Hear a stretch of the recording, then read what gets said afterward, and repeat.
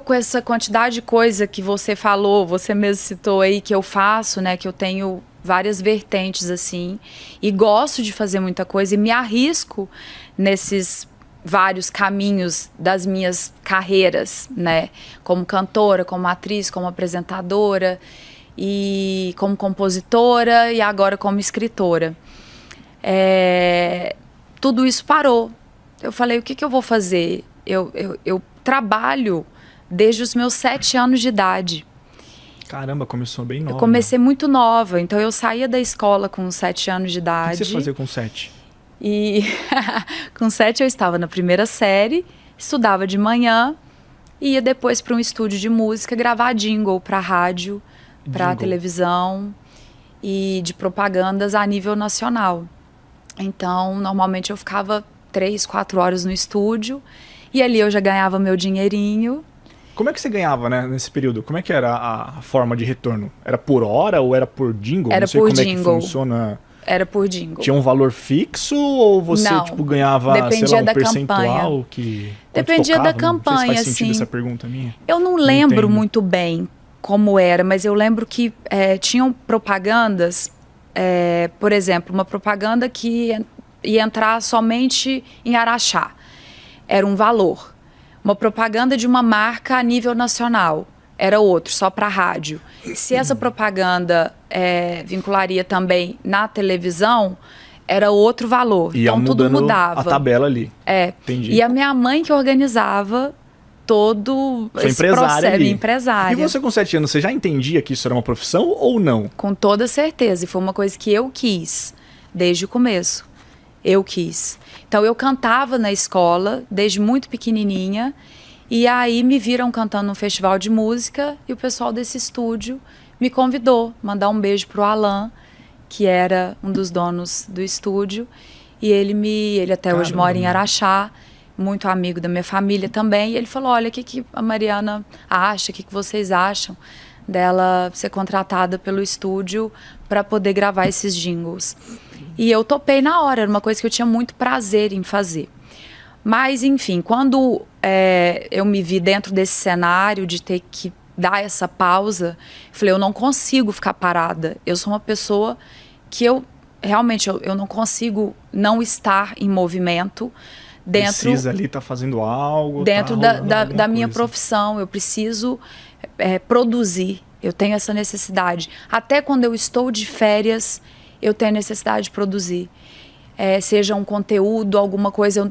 É muito complicado para mim, às vezes, ficar durante 3 dias descansando, tipo simplesmente. Off total. É muito difícil. Você produzir assim, até tipo redes sociais, fazer, sei lá, fazer um conteúdo no Instagram, no Stories, essas coisas, ou não é produzir, não, tipo, de escrever música? Não, isso para mim não é produzir, é escrever texto. Eu escrevo muito texto. Entendi.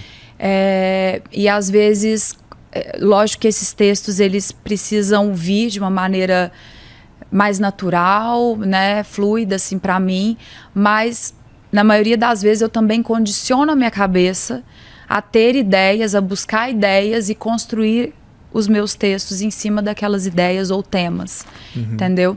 E na pandemia eu resolvi escrever o livro, então eu comecei a colocar isso ali em prática e já fui atrás de uma editora, fui atrás de pessoas para me ajudarem, de profissionais para me ajudarem a fazer essa orquestra, né, funcionar, porque como eu nunca tinha escrito um livro e você precisa de um exato número de palavras, de frases para cada página, então tem toda uma coisa a ser realizada que não é tão simples assim.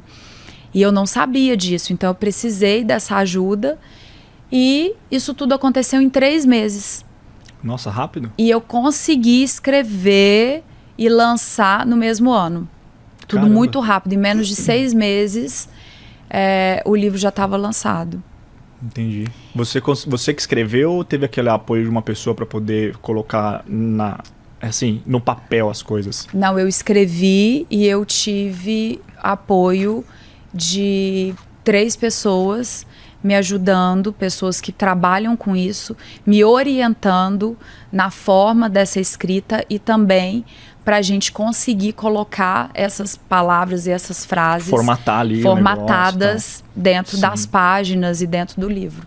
Sim, não, eu pergunto porque minha esposa também é escritora. Ai, que ela escreveu um demais. livro, inclusive da nossa história, né, Ai, de amor. Que legal! E ela tem um livro de crônicas. Aham, Então eu vivenciei uma parte assim dentro de casa, essa questão de escrever livros. sim.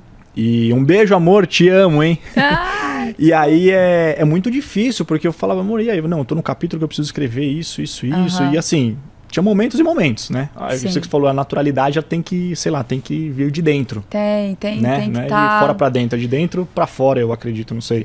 Sim, e é muito engraçado porque vem os meus textos, eu tô finalizando um livro agora, o meu segundo, Mais um já tá tá no forno já. só que esse livro, ele começou de um jeito e ele tá se transformando. Eu tô trabalhando de outra forma nele, Como que nesse começou segundo. ele? Porque como eu tenho esses textos que eles não têm conexão um com o outro, eles são textos individuais, de que você abre uma página e você lê aquele texto no dia, e no dia seguinte você pode abrir qualquer outra página, que eles não têm conexão, entendeu? Certo. Mas eles estão conectados com a minha forma de viver, minha forma de pensar. Então, são textos individuais. Mas, como eles fazem parte do meu dia a dia, de histórias que aconteceram comigo e que eu resolvi colocar dentro desses textos, eu resolvi criar uma conexão de história, de vida e inseri-los. Mas eu ainda estou conversando com a editora para ver se a gente vai contar dessa forma ou se vai ser somente um livro com os textos individuais, entendeu? Soltos ali. Soltos. Ah, é? Só Gente, que- vocês acham que é fácil escrever um livro? É muito Não, e eu produzo muito de madrugada. Ih, E eu caramba. tenho insônia, Vixe, às Maria, vezes. ferrou.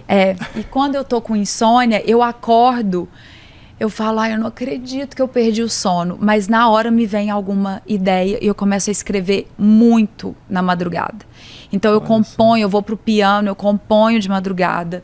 Eu faço textos assim, às vezes de 3, 4 páginas na madrugada, e depois eu vou cortando esses textos e transformando eles em alguma postagem do Instagram ou vídeos que eu gravo também, Entendi. falando os textos. Que da hora. Ô Mariana, você nesse livro, você aborda algumas questões que é referente ao como alcançar os seus sonhos, né? Aham. De uma forma mais, não simples, né? Sentindo ali. Sim, Você acredita que isso daí também se aplica no dinheiro? Nas totalmente. finanças? Totalmente. No livro eu falo muito disso, que está relacionado à lei da atração, que é realmente o que eu acredito e o que eu sigo na minha vida e prego e prezo por isso, porque eu acredito totalmente que o que você emana para o universo é o que você tem de volta. E quando você pensa na abundância como um todo, não só na saúde, não só no amor, não só no trabalho, mas também em relação ao dinheiro, você recebe isso de alguma forma. Se você pensa na escassez e reclama pela escassez, você clama 2 vezes. Então é o que você vai trazer. O universo, ele não entende tempo, né? Isso é física quântica. Então, tudo aquilo que você joga é o que você vai receber. Então, reclamar é clamar 2 vezes, é pedir na sequência. E quando você tem esse pensamento da abundância envolto, e esse sentimento é o que você vai trazer de retorno, é o que você vai ter de retorno. E isso está muito relacionado ao dinheiro. Ontem mesmo aconteceu uma coisa, eu estava indo para o estúdio, onde eu ensaio, e é um caminho longo, assim, ele é distante da minha casa. E... É distante mesmo? Porque a gente tá em São Paulo, né? Às vezes o perto demora demais também. Não, ele é longe. distante 1 hora, assim. Ah, não é longe. Então, 1 hora sim. no trânsito. Eita, nós. Ele é bem distante. E eu tenho meu motorista, mas ontem eu estava a fim de dirigir. Então eu falei pra ele não ir, porque eu gosto de colocar uma música, eu tava a fim de dirigir. Vai no seu mood ali. E eu tava mais tranquila. E normalmente quando eu tô com o motorista, eu tô atrás no celular o tempo inteiro resolvendo coisas. Trabalhando, fazendo muita coisa. E quando eu vou dirigir, eu adoro dirigir. É uma coisa que eu sempre sonhei em tirar carta. É mesmo? Porque tá relacionado à minha independência, à minha liberdade, sabe? Entendi. E a liberdade, tanto financeira como emocional, sempre foi uma busca constante na minha vida desde a infância. Então, eu ali dirigindo, com o celular conectado, com as músicas tocando, e eu parei no sinal e parou um ônibus do meu lado.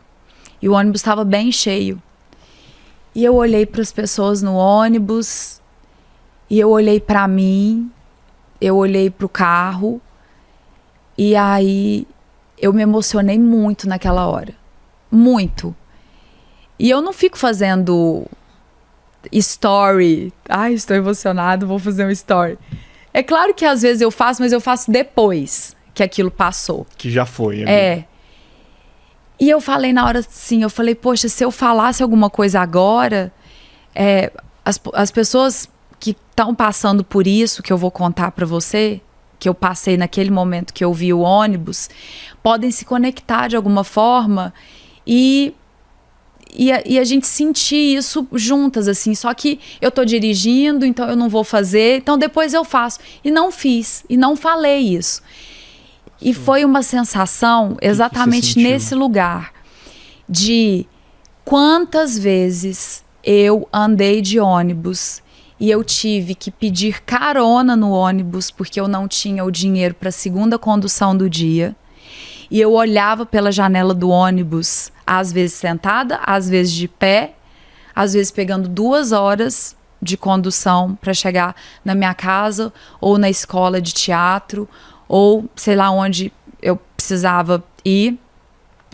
E eu olhava para os carros do lado e eu falava, um dia eu vou ter meu carro, eu vou dirigir aquele carro e eu vou olhar por outro ângulo. E vou desejar que as pessoas que estão no ônibus sintam isso e realizem isso, assim como eu vou realizar. E isso aconteceu até o meu primeiro carro, eu tinha 22 anos quando eu comprei meu primeiro carro, que foi quando eu entrei em Malhação.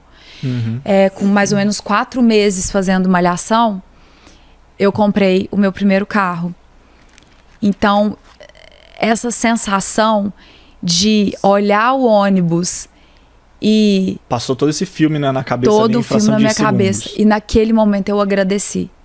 Você dentro do carro agradecendo? Sim, dentro do carro eu agradeci e fiquei muito, muito emocionada. Tava no local desejado há anos atrás, que a Mariana tava no ônibus, hoje você inverteu a palavra. E aí eu agradeci. Aí cada um agradece naquilo que acredita, né? Então eu agradeci a Deus, agradeci ao universo pela oportunidade de poder sentir aquilo, de poder me emocionar com aquele momento, e que pode parecer besteira para algumas pessoas, mas para mim não é, porque é realmente isso que eu te falei, Leandro. Às vezes eu parava o ônibus e eu falava assim, você pode me dar carona até o seu ponto final? Porque também é meu ponto final e eu não tenho o valor dessa segunda condução. A condução para poder chegar lá. Aí se você não me der carona, eu vou ter que ir a pé.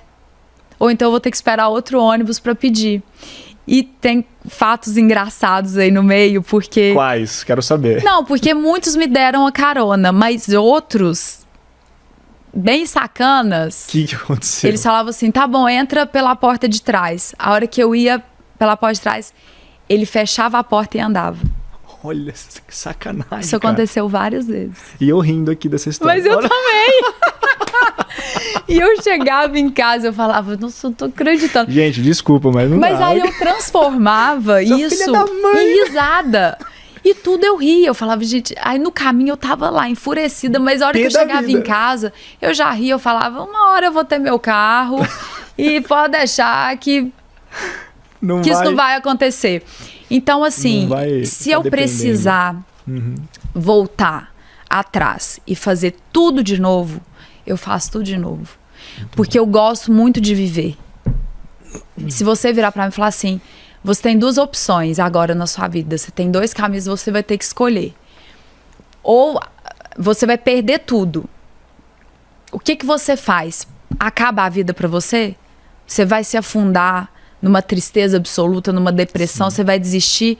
Ou você tem a opção de voltar, de andar no ônibus, de começar tudo de novo, de levar a porta na cara, de levar todos os nãos, de vender os seus bombons, como eu já contei 500 outras vezes que eu vendia os bombons, que eu vendia bijuteria para poder me sustentar.